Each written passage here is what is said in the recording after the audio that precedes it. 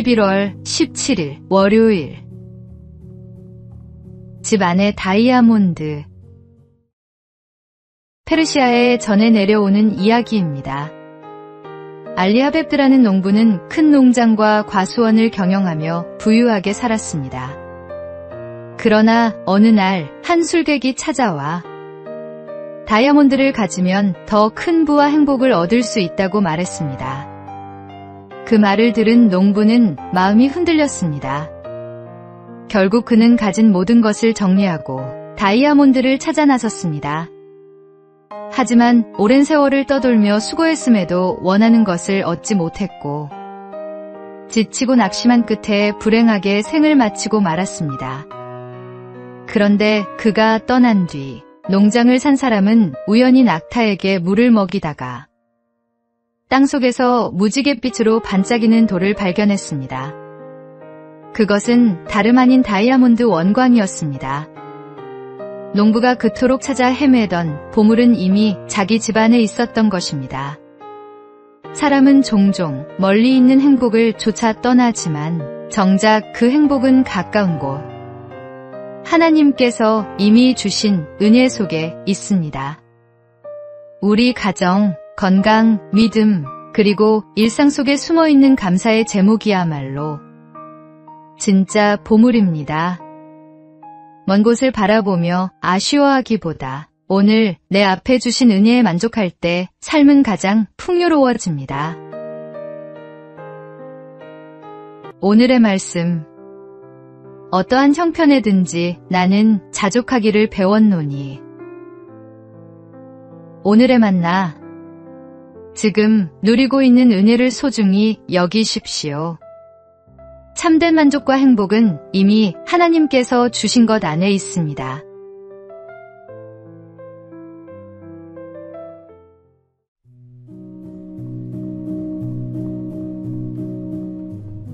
(11월 18일) 화요일.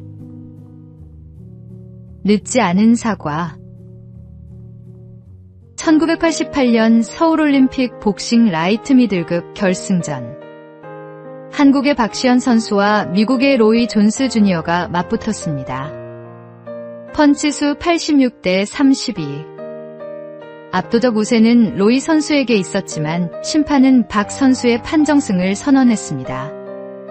충격과 논란은 거셌고 이 경기는 올림픽 역사상 최악의 오심으로 기록되었습니다. 나중에 밝혀진 진실은 심판들이 동독의 압력과 뇌물에 휘둘렸다는 사실이었습니다. 억울한 승리의 주인공이 된 박 선수는 국내외의 비난 속에서 은퇴했고 대인 기피증으로 오랜 시간을 고통 속에 보냈습니다. 그러나 35년이 흐른 뒤 그는 마침내 용기를 냈습니다. 직접 로이 선수를 찾아가 금메달을 건네며 이 메달은 당신의 것입니다라고 고백한 것입니다. 두 선수는 뜨겁게 포옹했고 박 선수는 비로소 마음의 짐을 내려놓을 수 있었습니다. 진실을 바로 세우는 용기는 결코 늦지 않습니다. 용서와 화해는 하나님께서 주시는 가장 큰 선물입니다. 오늘의 말씀.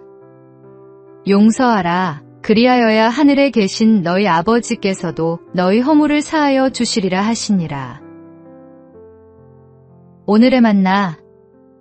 마음속 오래된 짐이 있습니까? 늦었다 생각될 때라도 용기 내어 사과하고 화해하십시오. 그 순간 하나님의 은혜가 임합니다.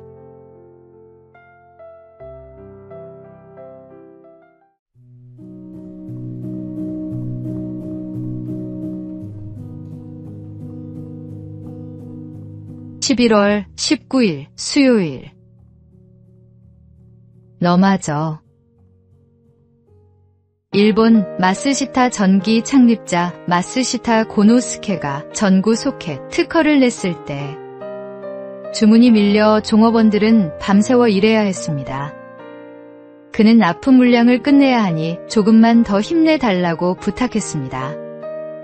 그러나 그가 자리를 비우자 기계 소리는 하나둘 멎었고 종업원들은 밖으로 나갔습니다.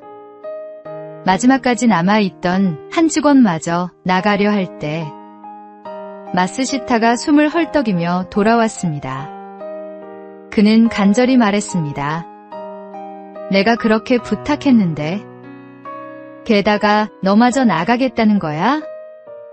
그 순간 직원은 너마저라는 말에 눈물이 핑 돌았습니다. 사장이 자신을 그렇게 믿어주고 있다는 사실이 가슴 깊이 와닿았기 때문입니다. 이 감동은 그를 변화시켰고 그는 훗날 산요 전기의 부사장 구도 세이이치가 되었습니다. 사람의 믿음도 이렇게 큰 힘을 주는데 하물며 우리를 끝까지 믿어주시는 주님의 사랑은 얼마나 놀라운지요. 당신을 믿어주시는 주님의 사랑에 감사하며 충성을 다하십시오. 오늘의 말씀. 나를 능하게 하신 그리스도 예수 우리 주께 내가 감사함은 나를 충성되이 여겨 내게 직분을 맡기심이니. 오늘의 만나. 주님이 당신을 믿고 맡기신 자리를 소중히 여기십시오. 감사로 충성을 다할 때 하나님께서 귀히 쓰십니다.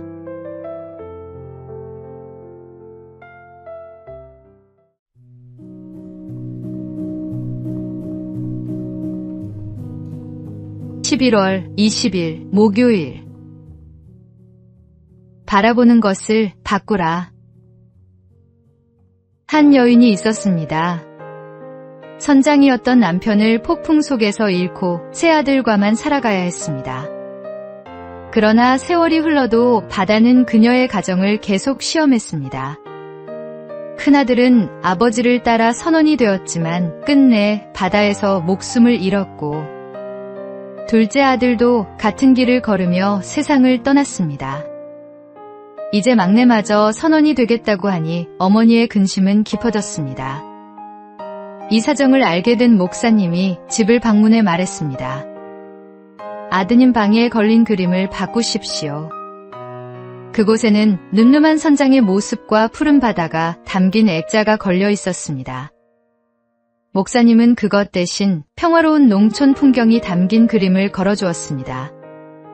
세월이 흐른 뒤 가족은 실제로 농촌으로 이주하게 되었고 새로운 삶을 열 수 있었습니다.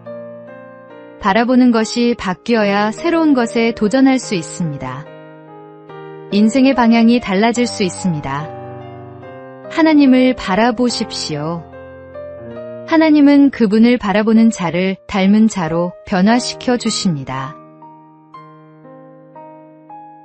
오늘의 말씀. 내가 산을 향하여 눈을 들리라. 나의 도움이 어디서 올까? 나의 도움은 천지를 지으신 여호와에게서로다. 오늘의 만나. 우리가 무엇을 바라보며 사느냐가 우리 인생의 방향을 결정합니다. 오늘 주님을 바라봅시다.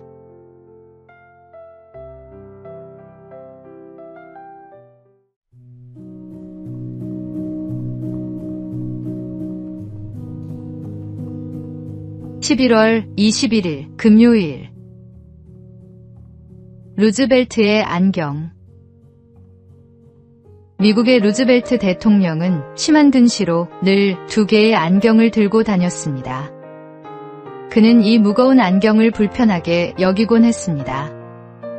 그런데 밀워키에서 연설하던 중 한 청년이 그를 향해 방아쇠를 당겼습니다. 총알은 가슴을 정확히 겨냥했지만 놀랍게도 루즈벨트는 약간의 상처만 입고 살아났습니다.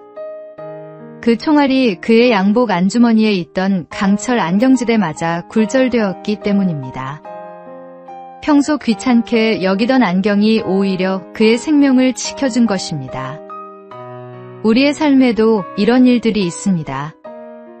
무겁고 귀찮게만 느껴지는 짐이 사실은 우리를 지키는 울타리가 될 수 있습니다. 하나님은 때로 우리가 불편하다 여기는 것을 통해 뜻밖의 은혜를 주십니다. 불필요하게 보이는 약점이 나를 겸손하게 하고 사소해 보이는 것이 위기의 순간 가장 큰 힘이 될 때가 있습니다. 그러므로 작은 불편에도 감사하며 살아가는 사람이 결국 하나님의 보호와 은혜를 경험하게 됩니다.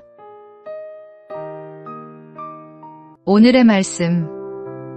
내 은혜가 내게 족하도다. 이는 내 능력이 약한 데서 온전하여짐이라. 오늘의 만나. 지금은 무겁게 느껴지는 것도 훗날 감사의 이유가 될 수 있음을 기억합시다.